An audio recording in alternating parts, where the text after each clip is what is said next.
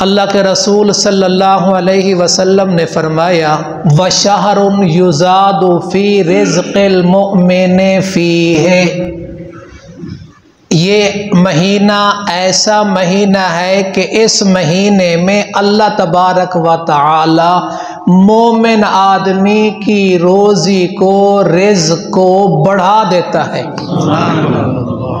हमें इस महीने में अपने दुनियावी काम, दुनियावी मेहनत को बढ़ाने की ज़रूरत नहीं है।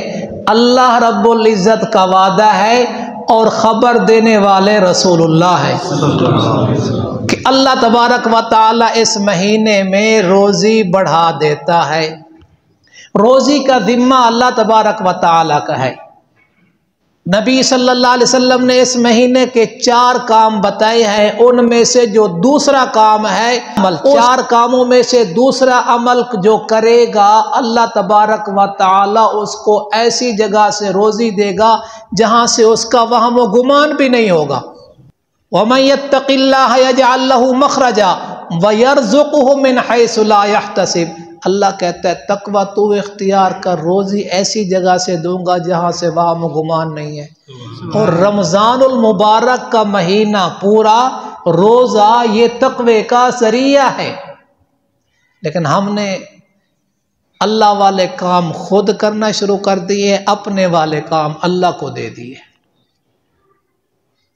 अल्लाह तबारक व तआला कहता है कि रोज़ी मेरे ज़िम्मे है, हिदायत पे तू मेहनत कर। जिसको मैं अपने लफ्ज़ों में यूं कहूँगा, हिदायत बक़द्रे मुशक्क़त और रोज़ी बक़द्रे मुक़द्दर। मुक़द्दर जो अल्लाह ने लिखा, अल्लाह के ज़िम्मे, उस पे तो मेहनत है। और एक बात पहले भी बताई, उसको भी रिपीट कर देता हूँ, शायद यहाँ समझ आ जाए, शायद के उतर जाए किसी के दिल में मेरी बात। जब नमाज कुरान मजीद की तिलावत की बात आती है भी सीख लो, कहते हैं मौलवी साहब अल्लाह मेहरबान है, कबूल कर लेगा। बेशक बड़ा मेहरबान है, बेशक बड़ा मेहरबान है। और जब बारी आती है रोज़ी की, रिज़्क़ की, और मौलवी साहब अल्लाह ने कहा है, अल्लाह ने कहा है रोज़ी का असबाब इख्तियार करो। नमाज, रोज़े, ज़कात, हज के लिए अल्लाह मेहरबान है, रोज़ी के लिए अल्लाह रज़ाक नहीं है। बोलो आप, रोज़ी के लिए अल्लाह रज़ाक है। तो नबी सल्लल्लाहु अलैहि वसल्लम ने फरमाया ये महीना खुद ब खुद रोज़ी बढ़ने का ज़रिया है। अल्लाह तबारक व तआला आपकी रोज़ी रिज़्क़ में बरकत नसीब फरमाए। अल्लाह ताला आपके बैठने को कबूल फरमाए। अल्लाह तबारक व तआला आपको और आपके बीमारों को सेहत कामला नसीब फरमाए।